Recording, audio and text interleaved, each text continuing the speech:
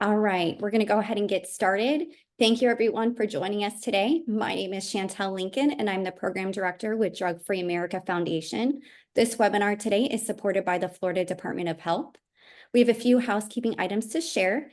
In the chat box, go ahead and introduce yourself, put your name and organization and where you're from. If you have any questions throughout this webinar, please place in the Q&A box. That way it's easier for me to retrieve and access instead of having to scroll through that chat box. The webinar will be recorded and I will send a link to the recording along with a certificate of attendance and a PDF of the presentation following the conclusion of the webinar. A survey will appear upon the conclusion. We'd appreciate if that way you can complete so we can get your suggestions for future topics and feedback. So let's get started. Here's a brief bio of our presenter, Dr. Roneet Lev. Dr. Roneet Lev is board certified in emergency and addiction medicine and practices on the front lines. She was the first chief medical officer of the White House Office of National Drug Control Policy from 2018 to 2020, after being chief of the emergency department at Scripps Mercy Hospital in San Diego.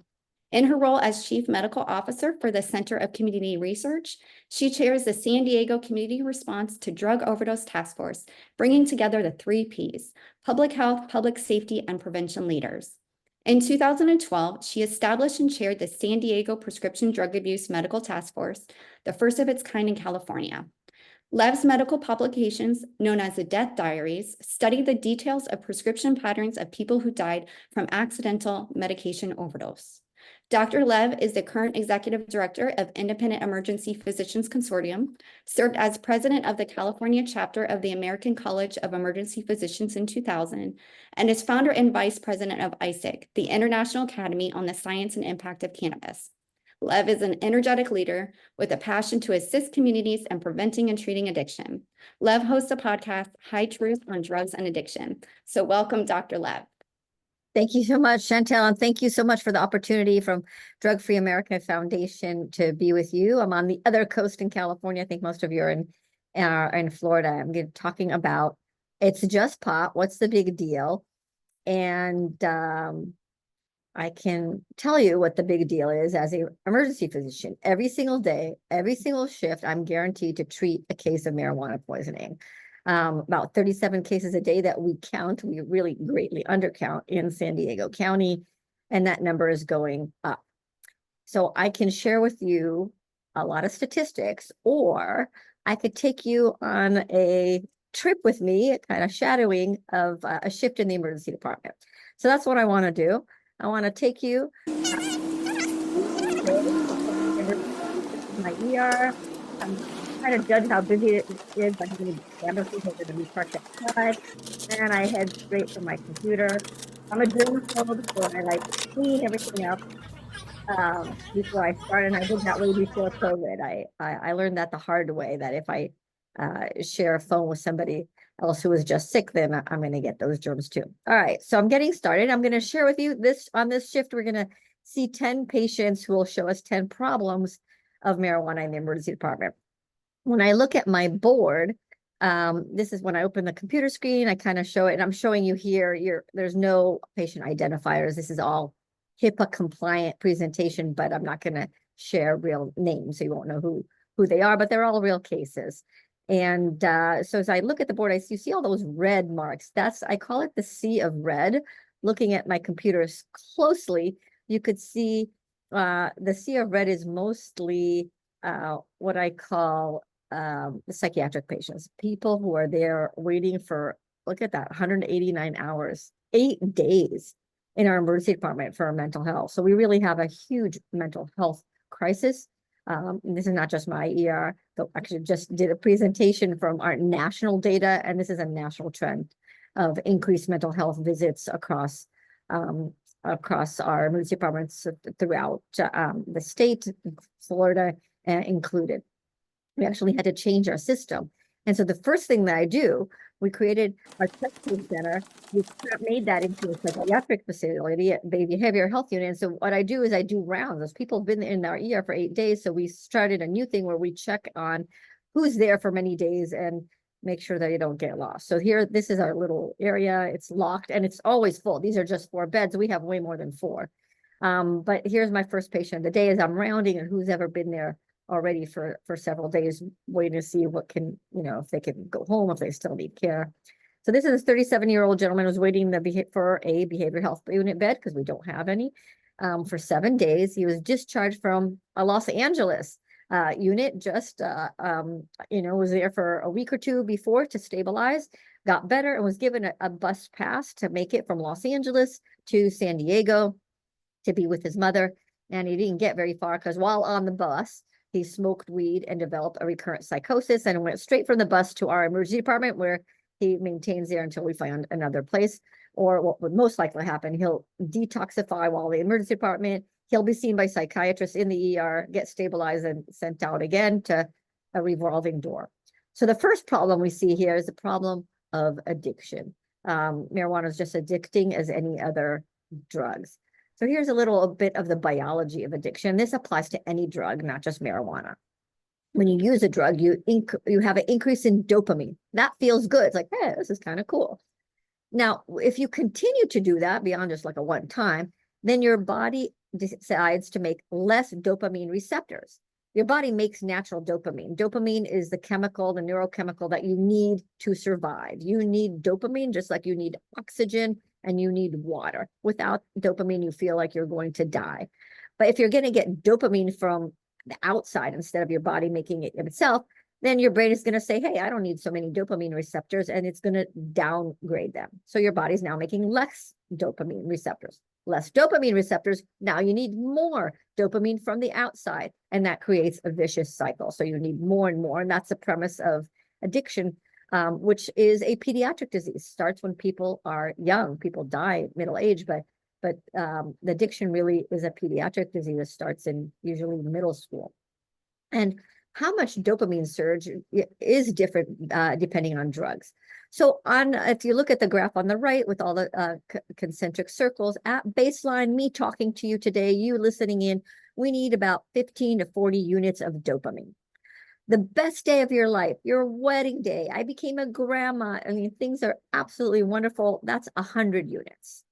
But drugs exceed anything that happens in natural life with a surge of dopamine that's higher for marijuana, and that's old-fashioned marijuana, heroin, methamphetamine, a lot.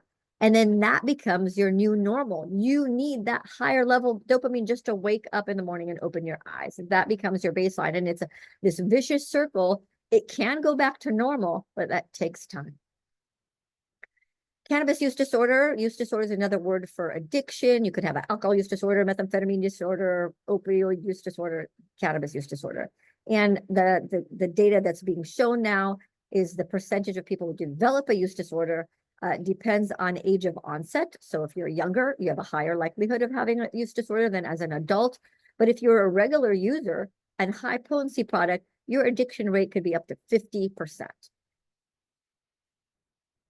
And with any addiction, there's also withdrawal. And cannabis use withdrawal is real. If you talk to people, they say, can you quit? They all say, oh yeah, sure. Until you see them in the ER a week later and they can't quit because it's a lot harder to do.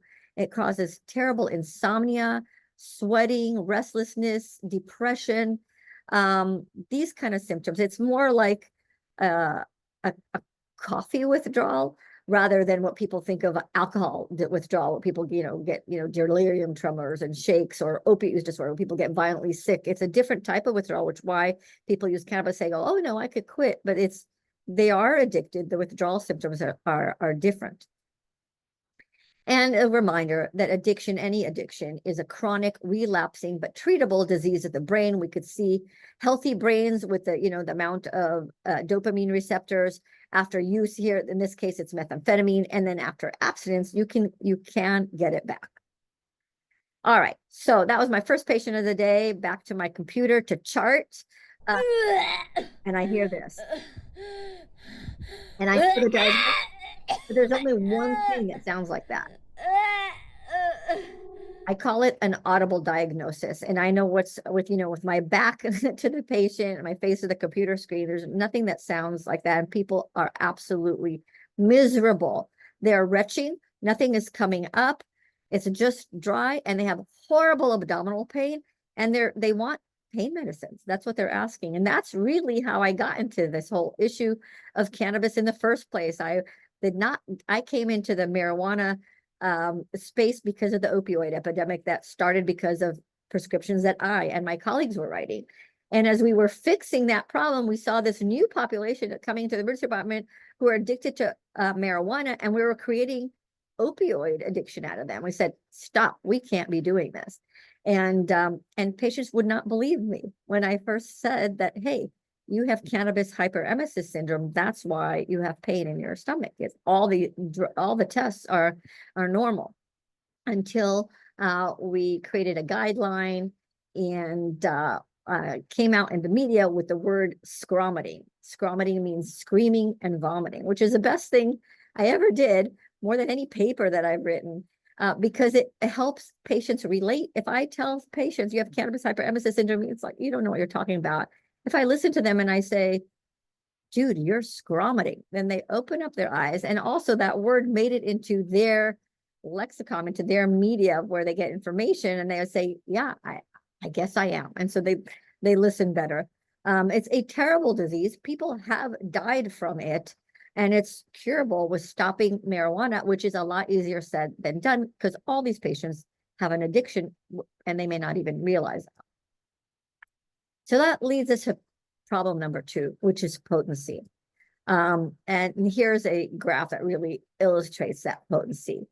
We have FDA approved THC. Marijuana is a plant with 500 different chemicals, including carcinogens, but the chemical, the cannabinoid in it that causes the high is THC, tetrahydrocannabinol. And I could write a prescription for that today. FDA approved Marinol is 100% THC. When FDA did the studies to approve the medication as a real medicine, the maximum allowable dose was 20, realizing the starting dose is 5 milligrams, but the maximum allowed, before all, bad things happen, was 20 milligrams. A 1990 joint was 50 milligrams, so even more than that. But today, our joints today are 4 times higher than they were in 1990s with 200 milligrams. And edibles is another deal completely. In California, the guidance is 100 milligrams per package or per dose, or 500 milligrams. That's a lot. And the concentrates, those have never been studied in rats or mice, let alone humans. These are up to 90% THC, and they behave more like methamphetamine, the patients who are on them. And the equivalent would be like 128 1990 joints. So that is a reality of when we talk about marijuana. What are we talking about? Like the 1990 joints, the current high potency products. You can't even buy low potency marijuana of the good old 1990 hippie days. All right, so what's that? Come along with me to the patient, going down the hallway here, and miss that. And here I'm seeing a 31-year-old who was brought in by her boyfriend for acting strange. She's hearing voices and she has lacerations on her wrists and hands that she was actually hiding. But as I was talking to her, because her boyfriend didn't even notice that she had these cuts. The picture in front of you is actually a real patient. Her name is Bryn Spacer. She is a California girl who went on a date with her boyfriend, smoked a joint that was sitting on his coffee table, had a second puff, and had a horrible psychotic episode. And stabbed her boyfriend 108 times, killing him, stabbed her own dog, and stabbed herself. She would have died, but police were called. They had to hit her 8 times with a baton to get the knife out of her. She was treated in the emergency department, and she was sentenced for murder. We could, discuss the controversy of it. She got community service and speaks about her experience. When she was under psychosis, she had this experience where she thought she was dead, and for able to get her back alive, she had to keep stabbing. So the voices in her head said, stab, stab, stab, stab, and stab more in order to get herself alive. That in her mind was how she would do that. She used marijuana 9 times before. She was, not a completely virgin user, but she got a high potency product. And, as part of her court case, they tested the bong, and it was just THC. And both the prosecution and defense agreed that she had a cannabis use disorder. because of that. And people say, oh, this is so rare. And recently in the New York Times, there's an article of a 17-year-old boy who had a marijuana vape, and he jumped off a building, and the experts on the New York Times case was like, oh, this is so rare. It's like, it's not rare. Come to my emergency department. I literally see these patients, maybe not so dramatically as stabbing someone 108 times. This lady was stabbing herself, and we see this on a regular basis. That's what psychosis does. And like Bryn, you may not have an episode for 8 other times that you use marijuana, and then all of a sudden a high potency product, and it can happen to you. So that's problem number 3, and mental health. This is a new slide because there's a new study that just came out this month, May 2024. It's a Canadian study of over 11,000 patients that track the incidence of psychosis for people who use marijuana and people who don't. And you could see this is directly from the article, so the graph is not as pretty, but you could see that one line is going way up high. That's the incidence of psychosis for people who use marijuana, and the lower blue line for people who don't use. And from that, they calculated for between the ages of 12 and 19, if you use marijuana, your risk of psychosis is 11-fold. It's a new slide because the European study, I had the slide said 5-fold increase. So this is even higher with the Canadian data. And if you look, this is data from 2015. This is old. This doesn't even have the new products on. So if we did this in an American study, I imagine it would be the same or higher given the products and the increased incidence of people using. Suicide is another thing. Cannabis-associated suicide. If we look on people who died by suicide under the age of 25, I copied Colorado. Colorado has it stated, then I asked our medical examiner for the data from California, from San Diego, and it's just same data. But the number 1 drug found on autopsy for people who died by suicide under the age of 25 is marijuana, THC. And it involved nearly half of all these deaths, and many times, more than half the time, marijuana is the only drug that was found. And the picture here is Johnny Stacks. His mom, Laura, started Johnny's Ambassadors and is a real advocate and helps parents, victims whose children been their life has been changed forever because of marijuana. And she does a lot of education and parental support. All right, my shift continues. It's a hectic day. I'll probably by the end see 30 different patients. What's behind this door is, is this cute little girl. Isn't she cute? That's because that's my granddaughter, and it's not the real patient that I had. The real patient was a 4-year-old who did not look so happy. She was laying flat, unconscious. Her eyes were rolling, staggering in her head. We call that nystagmus. And that's because she got into her mom's gummy bear. She went into her purse, and there's this cute little gummy. What do you do with gummy bears? What do children do with anything? They put everything in their mouth. And baby had encephalopathy. Marijuana is a very lipid soluble molecule. It loves fat, and the fattest part of our body is our brain. And there's no antidote. You just have to wait and treat system. And this baby was admitted to the ICU until it got out of her body. So that's problem number 4, pediatric poisoning. And the number 1 cause of pediatric poisoning across the United States is marijuana. And we've done locally studies in our local emergency department showing this kind of data. And we also know where the kids are getting it. They're getting it from mom and dad. Number 1, mom. Number 2, dad. And they're getting it from family members. And what products, we even studied what products they're getting into. And number 1 is candy. These candies, like why? I mean, you could see like, oh, people want recreational marijuana, but why do we need candies? I mean, you're just, these things are more around, and kids see anything, they put it in their mouth. And these kids, they're not laughing and giggling. They're in the ICU, 4% required intubation. So, what we're doing is saying, lock up your marijuana like you lock up your guns. But really, why do we need these kind of products in the first place? And who are they advertising to? All right. What code trauma? That's the code that we do. Code trauma means that there's a trauma and about 50 specialists layers in our trauma unit as we see. and prepare for whatever is next. In this situation, this trauma was a car crash where there was two drivers. One driver died in the scene, a 54-year-old man, and actually took care of the 26-year-old who was high and and caused a collision.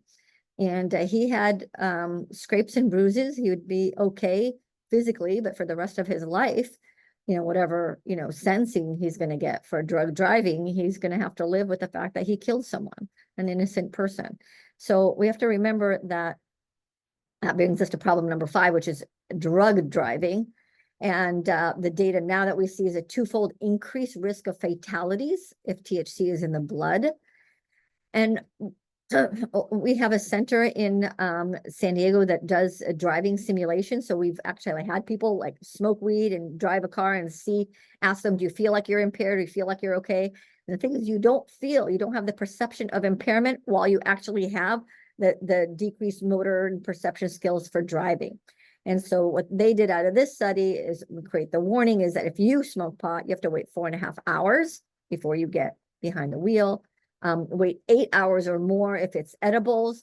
And kids don't understand, kids don't know. They also did like, what do kids think of these words? They don't know what cannabis is. So it's marijuana or weed. And they all get the message of being sober with alcohol, but we have to tell them being sober is no alcohol and no drugs. And they're also teaching, and they have these free educational modules if anybody is interested, that friends, and they have kids kind of acting this out, that friends do whatever it takes to prevent drunk driving or drug driving. All right, what's next? I just came back from my trauma, and here's Andrew handing me an EKG. We have a great system. No matter what, if somebody has any type of heart problems, no matter what I'm doing, I get EKG pushed to me. And here it is. This is a 42-year-old gentleman with a rapid atrial fibrillation. His heart is racing at 160 degrees, 160 beats per minute. And this is easy to treat. And this is a true emergency that we can fix. Could do a cardioversion. We have medications to fix it. The medicine is easy here. It's a fairly common problem that we see. And that's the easy part. The prevention part is like many of you are prevention specialists, like why did this happen in the first place? How do we prevent atrial fibrillation? And sometimes the cause for this problem is not too far away. And here it is. People don't realize that marijuana has significant and serious heart effects, including atrial fibrillation. And that brings us to problem number 6, which is physical health. And so physical health, there's a lot. I mean, it affects the whole body, but I'm just going to give you a few examples. One is the heart. The American Heart Association has it's got a great white paper that studied all the cardiac effects. They don't deal with the other part. The Heart Association sticks to the heart, and they clearly say that cannabis shows no benefits to the heart and significant risks. And they state what those risks are, like heart attack, stroke, blood pressure, arrhythmia.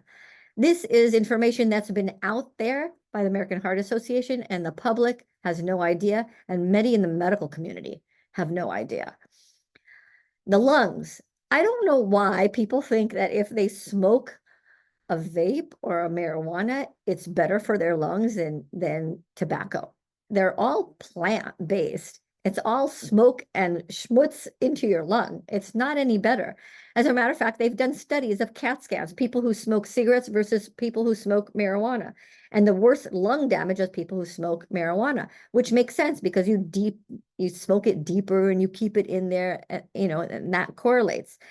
They've also done studies on secondhand smoke. What gives you more secondhand smoke, marijuana, Marlboro cigarette, or vaping? And of all those, it's actually the marijuana joint that has 3.5 times more emissions than a Marlboro cigarettes.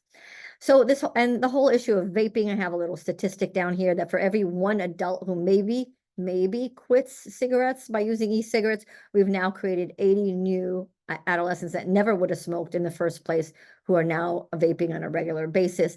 And statistically, for every 3,000 lives, maybe one by people quitting tobacco, we've now cost 1.5 million lives. So you could say the math if the whole vaping thing has been worth it.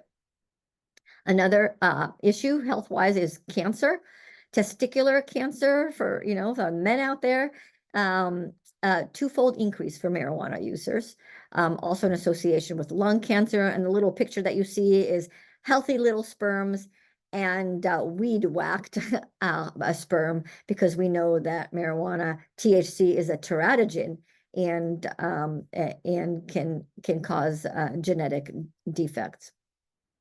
All right, What's next? So here's one of the rooms. When we know that there's a very sick patient coming, the ambulance calls us ahead of time. and kind of gather around the room waiting in anticipation for this patient. So this is a 68-year-old who is vomiting blood. His blood pressure is low. He's been in the hospital a couple times. He's on Plavix, which is a blood thinner for his stents. And this is now his third time in the hospital now in serious condition, needing blood transfusions each time. So problem number 7 is drug interactions. How does bleeding associated with marijuana, you may be wondering? And that marijuana by itself doesn't cause bleeding. But if you're on a blood thinner, then you need to know that you should not be using marijuana.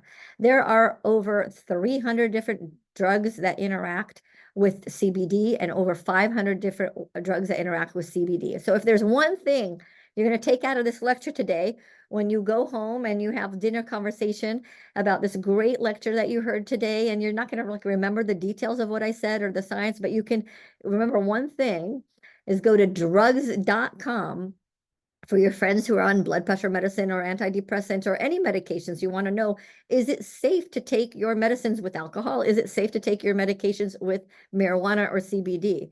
Drugs.com, put in cannabis for THC or cannabidiol for CBD, and check for drug interactions, and you will be surprised. I do this with my patients. I just have them take out their phone, check their drug interactions for themselves, teach them how to do this, not just for themselves, but for their friends, and to realize this doesn't go along. And one of the laws we tried to pass in California and failed is try to get pharmacies to put warning labels like they do. Don't use with alcohol, don't use with grapefruit juice, don't take this with marijuana products. And the same thing with anesthesia. I recently had surgery, and I was very happy that the anesthesiologist wanted to make sure you don't use any drugs or marijuana for 2 weeks before your surgery. I was happy with that. And that's because there are universal screening precautions for anybody getting anesthesia, that your recovery and your anesthesia is much more difficult if you're using marijuana. All right. Dr. Lev to Sweet Delta. Dr. Lev to Sweet Delta. All right. So we have a big department now, like rush from place to place. And if you're calling me, I run, because our nurses, if they need something, that means it's serious. So what's going on here? This guy was having an active seizure, 31-year-old active seizure. We know how to treat the seizures. But the key is, like, why is he having a seizure? Does he have a seizure disorder? Did he forget his medications? And what about the marijuana use? And amazingly, the information out to the public is that, well, marijuana is good for seizures. And even our legislators who play doctor say, oh, you could use marijuana for your seizure if it's your medicine, without really looking at the science, which says that marijuana decreases your seizure threshold. So that's problem number 8. It's a lot of misleading health claims. A little word about, like, what is medical marijuana. The politicians have, and the industry has hijacked the word medicine. As a physician who's gone to medical school and residency for that's 8 years, and every 5 years I have to take more board exams to prove that my credentials are okay. I have amazing amount of scrutiny on how I practice medicine. There's standards for vital signs, medication interactions, past medical history. There's a whole analysis before you can recommend anything to a patient. There's a cost benefit calculation for everything. And there's none of that applied to medical marijuana. It just does not follow the same standards of prescriptions, and I know that in Florida, you're, dealing with, you already have medical marijuana, but and now dealing with recreational. But the whole medical issue, a plant is not medicine. There are maybe certain cannabinoids that can have medical use. And by the way, those are FDA approved. But a whole plant with carcinogens, how is that a medicine? And by skirting that, we've now really lost the faith that people have in traditional medicine and if the FDA process. Medical users were studied in California. Less than 3% had cancer, HIV, seizures, or things that, were indicated. The average age of the medical user was 32. That's average. And like I mentioned, if you want to know if something's healthy or not, go to the actual data from the FDA. The FDA still is our gold standard. THC, tetrahydrocannabinol, the psychoactive ingredient in marijuana, is FDA approved. Look at the FDA label. Just look in your search engine, put in Marinol FDA label, and you'll look, and it amazes me that years ago, when this was approved as an FDA medication, they already anticipated the side effects that I see every day in the emergency department: the hemodynamic instability, the seizures, the vomiting. It's all written down there in the FDA label. So where does this misconception of seizures come from? Well, there are babies who have terrible neurological diseases: Dravet syndrome, Lennox-Gastaut syndrome. They have specialized seizures where CBD does help them, and they can get that with FDA approved CBD. These kids are not smoking dope; they're taking medications. But this misconception said, oh, well, anybody with a seizure can use marijuana. And again, it's not marijuana, it's CBD, and it's not any seizure disorder, because THC actually decreases the seizure threshold. Okay, and that's where, that's what happens when politicians play doctor. And you'll see a lot about pain and sleep and nausea studies, and we can, get into that. Most people who use marijuana for medicine say that this is what they do that for, but the big data, not a data on, 10 people, but if you look at massive data with, 10,000 or more patients, you actually see that people who use marijuana for pain actually use more opioids and have decreased ability to manage their own pain. People who use it for sleep, it actually helps their sleep initiation. So they actually feel like better at first, like, oh, look, I was able to sleep, but it messes up their sleep pattern. So getting off of it is harder, and they have less productive actual rest because they have less REM sleep. And for nausea, I could show you that, maybe with a low dose for HIV patients, which don't even have that diagnosis anymore, it could help. But we are seeing a lot more people who are actually vomiting from the high dose marijuana long-term than are helped with that. All right, what's next on my tip? What's behind the curtain here? All right, behind the curtain is a 79-year-old gentleman who's not acting right. He's confused. He's there on a family reunion, and he was telling his family, it's like, I have all these aches and pains. Look at this bucket of medications that I have to take, and I can't sleep. So the grandson, with good intentions, say, hey, try some of this, Grandpa. And he had some bite of a brownie, and he slept. He slept great, best sleep he ever had. The problem is Grandpa didn't wake up and ended up in the emergency department. Again, we have no anecdote for this. He had to just stay in the hospital for several days to detoxify because he couldn't wake up. He developed encephalopathy from marijuana. We did a study in California. The number of emergency department visits for people over the age of 65 increased 1,804% from marijuana. Adults don't know this. Adults, they love their grandkids. They'll do whatever their grandkids say.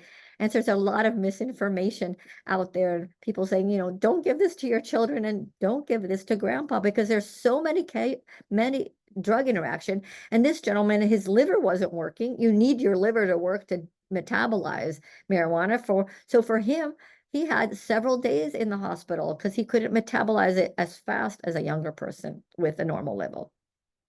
Problem number 9, product integrity. We've tested these products. The AMA has published studies on CBD and THC, and the label that is put there is inaccurate. They're either over labeling the amount of percentage of THC or under labeling, and also the contaminations. They did one study out of 20 these are legal medical dispensaries in the UC Davis area, and they tested product from all 20 of these illegal dispensaries, and 100% of them, all of them, had contamination: fungus, aspergillus, E. coli, bacteria. We know this is a common thing, and then I don't know why that's public doesn't realize it, but it's a CDC warning, CDC alert.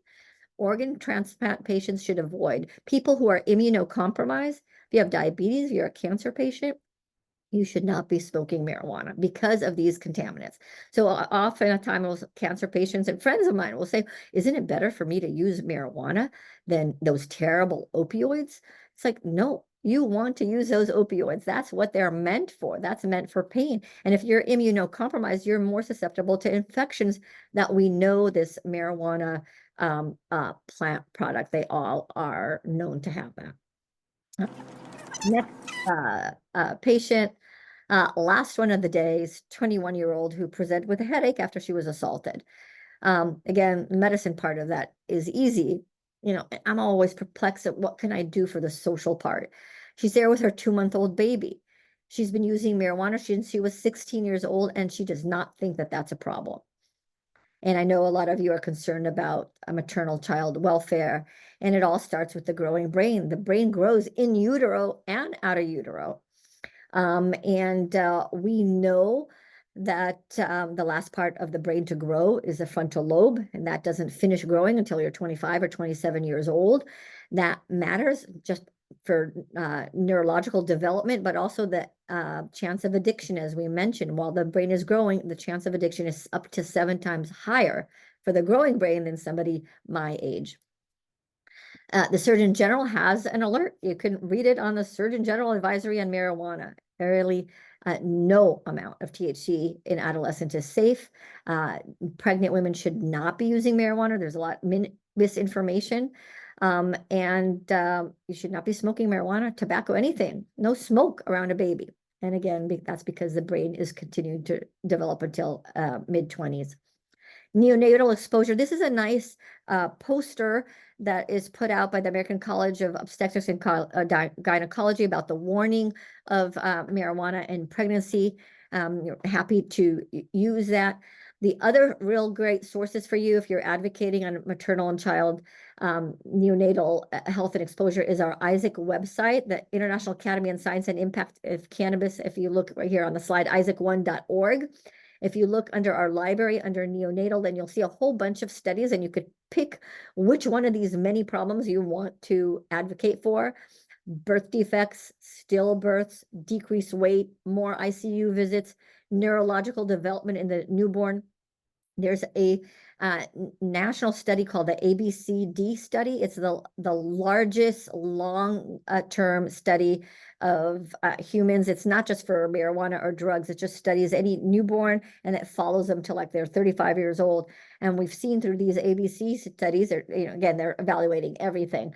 But when they look at marijuana use, if you moms who used while they were pregnant, their children later, when they're 5 and 6 years old, those kids who are exposed to in utero marijuana have more anxiety, depression, ADHD.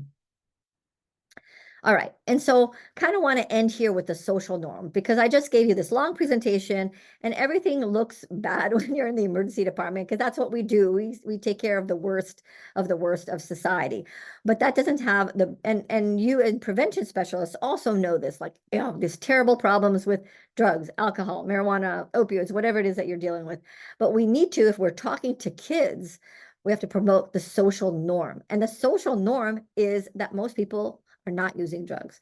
So I'll ask you here, what percentage of 18 to 25-year-olds did not use marijuana in the past 30 days? You can kind of guess what it is. And, oh, my slide didn't work there. Ah, there it is. 75% didn't use. The majority of people do not use. And that's important, because when I see patients in the ER, I see any kid, I'll say, use drugs or anything. They say no. And I'll say, good for you. Your brain is growing till you're 25 years old. Don't do that.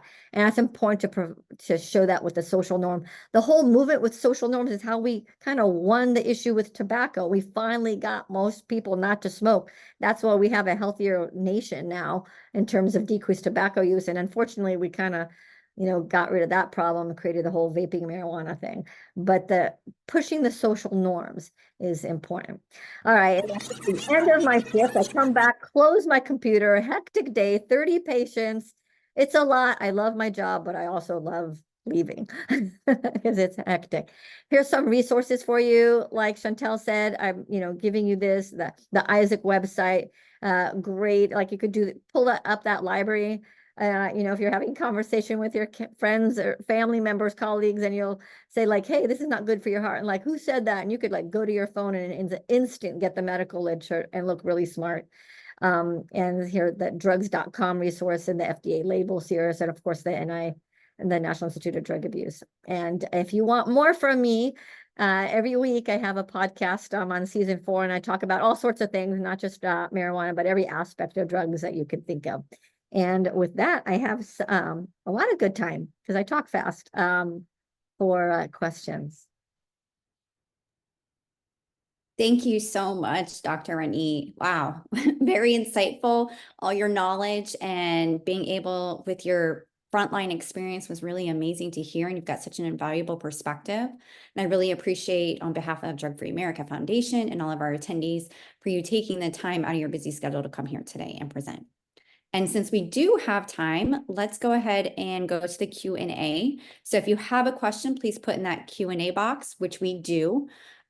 Just a quick note, yes, the recording will be available along with a PDF version of the PowerPoint, as well as a certificate of attendance. So once the recording processes, I'll get that out to you guys. I'll send it to your email. And I'll also send you contact information for Dr. Lev.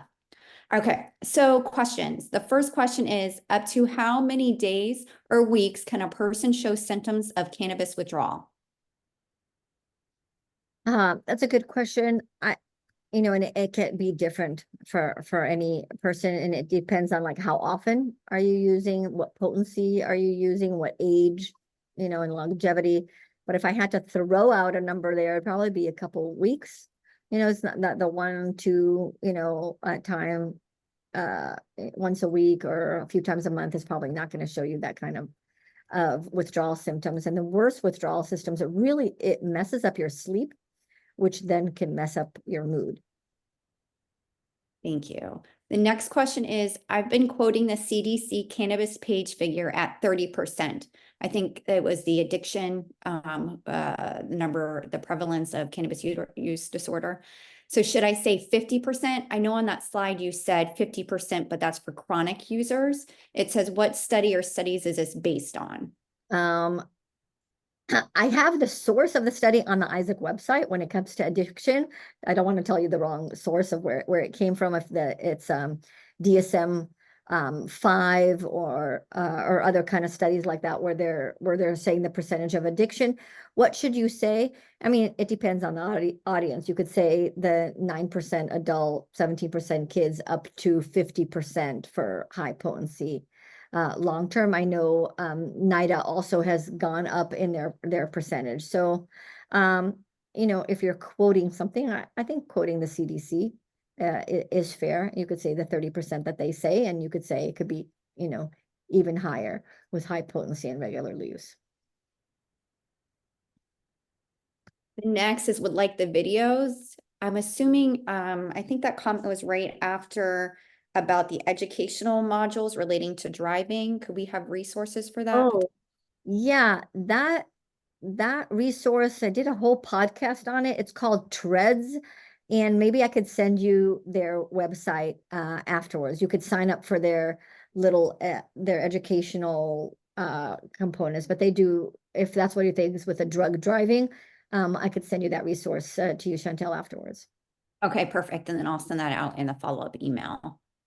Next question, is there any legitimate use of cannabis medically or recreationally?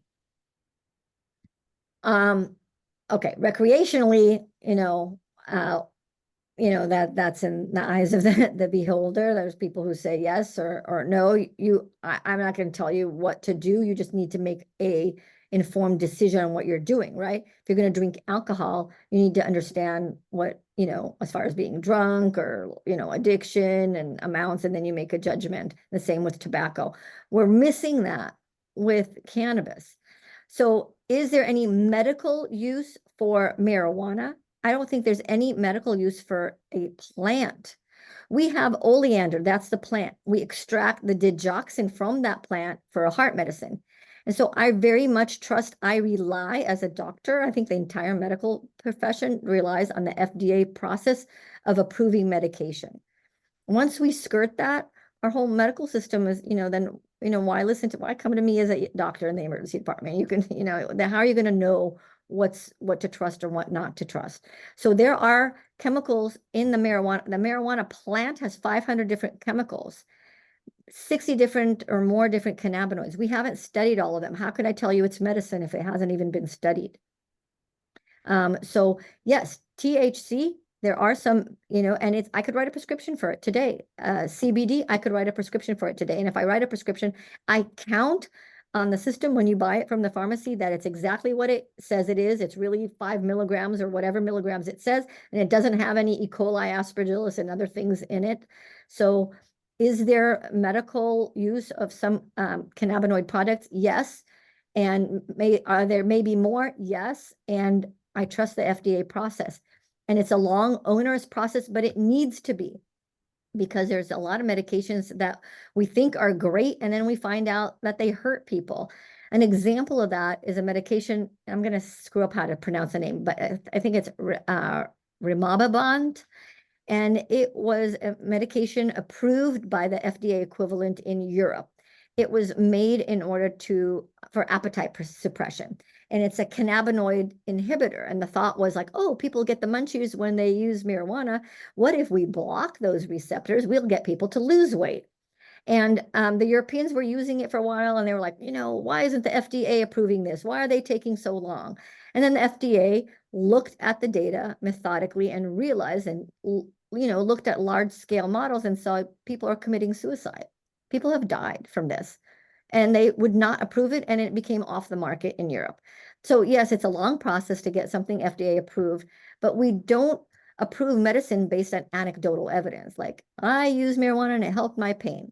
Wonderful for you. But you don't take a large population and now have people, addicted or commit suicide or to have psychosis based on anecdotal evidence. Right, absolutely. Next question, is there a link between marijuana use and testicular cancer?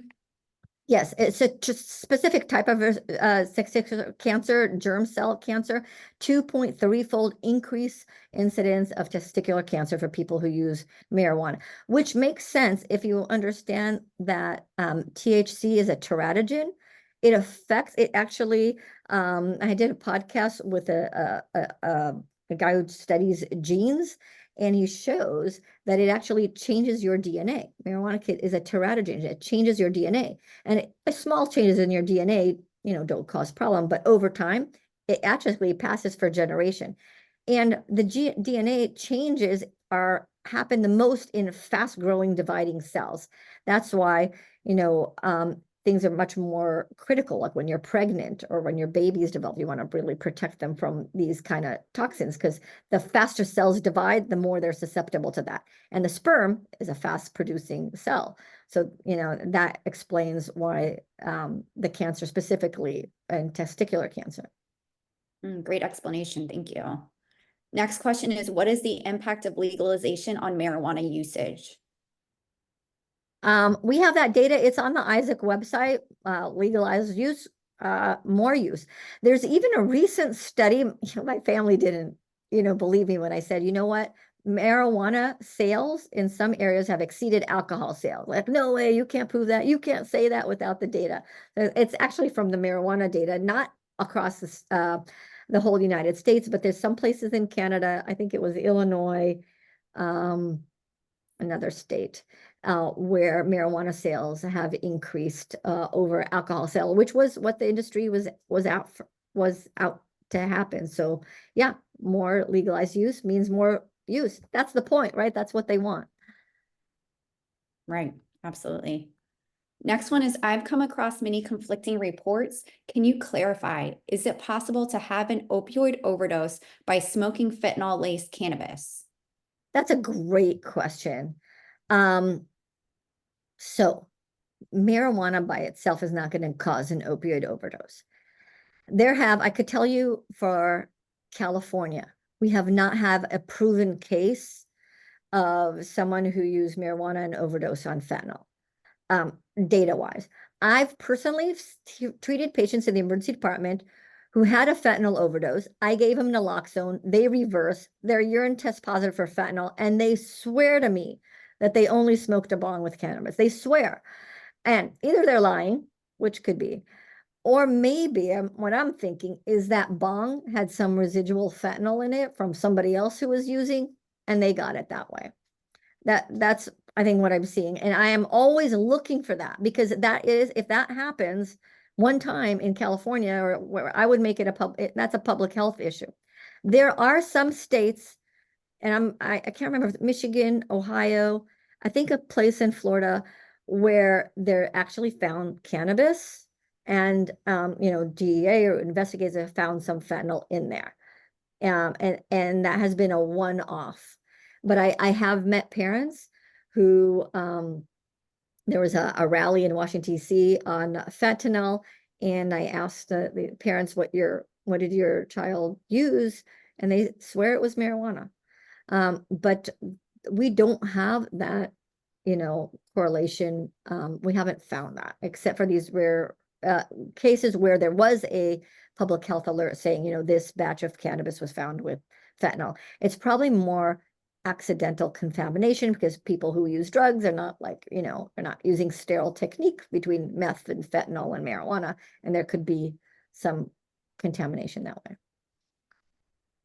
Next question is, why do you recommend individuals to use opioids over cannabis CBD when opioids are more addictive and harder to get off? Well, first of all, you're assuming opioids are more addictive and harder to get off than cannabis and CBD. Well, CBD, let's put that aside, because I don't know how addictive it is. But who says opioids are more addictive than cannabis? They're both, they're addicting, and depends on how much you use. And opioids are FDA approved. And I'm a physician now, so I'm not giving any specific individual medical advice. I'm giving an example I gave an example of a cancer patient who is having pain.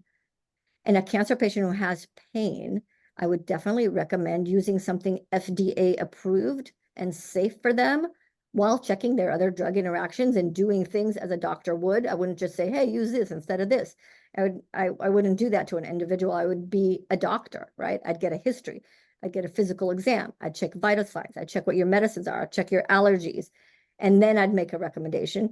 But in general, in generalities, if I'm talking about a cancer patient who has pain, yes, I'd rather have them use something that's FDA approved than something that's not FDA approved, that has contaminants that can cause immunocompromised infections. Right. Next question says, what are the types of challenges you hear when presenting this information, and how do you respond? What type of challenges? Well, you just heard a challenge, right? There's people who love their marijuana and they defend it to the death. And I understand that. And I am posing a different view, something that people didn't hear. When you hear something different that you haven't heard before, you're like, what? That can't be true. And so I just back it up with the science. And I don't want to make a judgment on what you're doing. I just want you to have the information to make a fair, informed decision. So that's the challenge are. And most people are very appreciative. They're thankful because they haven't heard this. They, maybe like, hey, it's the first time I heard something about it. Is that really true? And we have it backed up with science, with the data, which you could see on the IASIC website. So I think most people, even my patients, I've learned, are thankful, and they'll say, hey, no one ever told me that before. And I think that's the problem. The biggest problem I have, and I had that, I'm old enough now in my career that at the beginning of my career, it was with opioids. When I started speaking to the medical community against overprescribing opioids, people are like, you don't care about your patients. You're not compassionate, because it's new. When something's new, people don't really believe it. And now it's like, oh, thank you so much for all the work you did with opioids. So now I'm ahead of the curve with marijuana. People haven't heard that. That hasn't become mainstream yet. And that's part of the growing process. But there's no doubt I have the backup with history, and I have the backup with science to know that that's what we're trying to do. I'm not trying to make a judgment for people. I want people just to have the real data to know. And we think about it, 100 years ago with tobacco, it seemed like everybody was smoking, and it's a plant and nobody dies from it. And Cancer doctors were recommending, and it helps you relax and it helps schizophrenia. These are all things that are true, but today, 100 years later, we know the risk, and nobody argues that it's associated with cancer and lung disease and addiction, right? We all know that, and we'll get there with marijuana. It's just a matter of at what price and for how long. And then when prenatal moms say that their OBs say it's okay to use marijuana for nausea, what's the best approach to take? There's many organizations that work with family. I cannot imagine an MD, DO, OBGYN with the American College of Obstetrics and Gynecology clearly having the process and saying not to do and not to use it. So I don't believe that statement. It may be some layperson who's making that recommendation. I can't believe it would be a doctor. And if they are, that's a malpractice case. And then is marijuana considered a gateway drug? People argue what gateway is, but I showed you a slide of how addiction happens with dopamine, and that happens with any drug. So does it happen with marijuana? Sure, it does. It gives you that dopamine surge. You keep using it, your dopamine receptors downgrade, and you need more and more. And at a point that's just to stay normal, and it leads to other drugs. If I see my patients today who've overdosed on fentanyl, and I ask them, what's the first drug you ever used? The conversation goes like that. Oh, well, I started, heroin at age, whatever, 20. I said, no, what's the first drug you ever used? Because they don't even think that it's a drug. So, oh, weed, that was at 12. So yes, I would say that the majority of people who are now today overdosing on fentanyl have started with marijuana. Do you want to call that gateway? I mean, it's the biology of drugs, all drugs. And then is one source of marijuana more addictive than the other, such as smoking versus a gummy? That's a good question. I don't know. I don't know if anybody really studied this, because it's probably like maybe the gummy users are transitioning from one or the other. I would imagine it probably the addiction relates to the total percentage of THC, right? So the problem is when people say, oh, I've had people who've had like the vaping illness, and they've realized that they're having a problem with marijuana because of smoking, and it caused lung problems for them. So they're addicted, and they will transition to the edibles. And that makes sense for your lung, but now you're using a higher potency product, so that you're actually causing yourself to have more addiction because you're more potent. So that doesn't make sense. So I think that addiction is probably related to the total percentage or milligrams of THC that you're using. So it depends on the amount of how much you're smoking and the amount of how much you're using the edibles versus just as if it's smoked or just if it's edible. And then can you speak to the difference between how the body processes smoking versus eating THC? Yeah, it would be the same thing for anything. If you smoke something or snort something, it goes into your bloodstream faster. So you have a faster effect, and that's whether it's fentanyl or marijuana or anything else. If going something in the mouth, snorting, going through your mucous membranes is really fast also, like injecting IV. And if you eat something, it goes through your stomach and it goes through the digestive tract, and it has what's called the first pass effect of the liver. So it takes a longer time for it to activate. And that's why people say like, hey, I ate this cookie or this gummy and I'm not feeling anything, because it could take a while. It could take a half hour. And while you're smoking something, you feel it much faster. Smoking effects have the direct toxic effect on your lungs, while eating something doesn't have that effect on the lung. It'll have, and both of them have an effect on your brain, because it'll go through the blood-brain barrier and affect your brain. And then the last question, how harmful to the fetus is smoking marijuana by pregnant mommy? And what's the best information to share with her? Yeah. You know what? If I had a patient who was doing that, I would ask them why they're using it. Because it's, if you're trying to make a billboard statement, it would be Surgeon General recommends against using marijuana to protect your baby's brain. Your baby's growing. And women know that, because when pregnant women, they're, oh, I'm not going to drink the alcohol. I'm not going to be around the smoke. And you're so careful when you're pregnant. All pregnant women know that. They're more careful, and they're protecting their fetus. So you need to protect your fetus from marijuana as well, for the same reasons as you would for any other drug.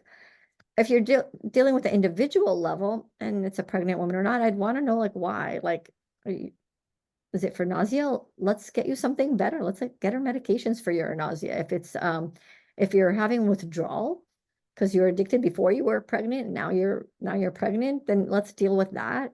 If it's sleep, let's figure out the reason. But it's very clear. This is hard science with not that marijuana has toxins that affect the growing brain, including in utero. Right. And so you're protecting your prevention. Drug prevention starts in utero when you're pregnant. Right. Well, I don't want to take any of your time or anyone else's, because it's after 3. So I just want to thank you so much. Thank you, everybody, for attending today. I will send a recording of the presentation today, a PDF file of the PowerPoint, and a certificate of attendance after the recording is processed. And then a survey will appear. If you could please provide your feedback and some suggestions, what you're interested in for future webinar topics. I'll also send a link to our dedicated webpage for our marijuana and pregnancy project, which this webinar is part of. We do educational webinar series, features a different topic, subject matter expert per webinar. So again, thank you so much. And thank you again, Dr. Lev, for taking the time to speak with us today. And I hope everyone enjoys the rest of their day. Thank you. Thanks for inviting me. Thank you all for the work that you do.